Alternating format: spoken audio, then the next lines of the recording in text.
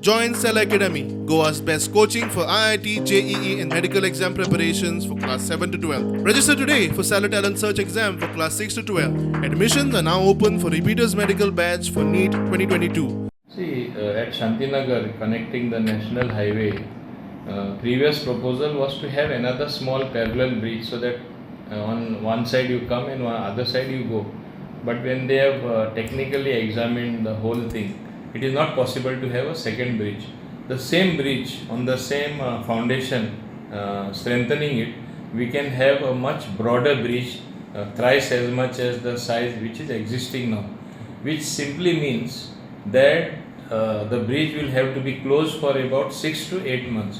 So this particular inconvenience will have to be borne by the people of New Wadem and other people associated with these areas.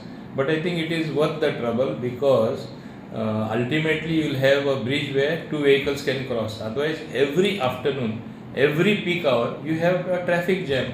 This is a futuristic step. You have to bear the pains to make a gain in terms of having a broader bridge, and this is what is going to happen with the railways in the process of starting the work after tendering of this new bridge linking New Wadem with the highway.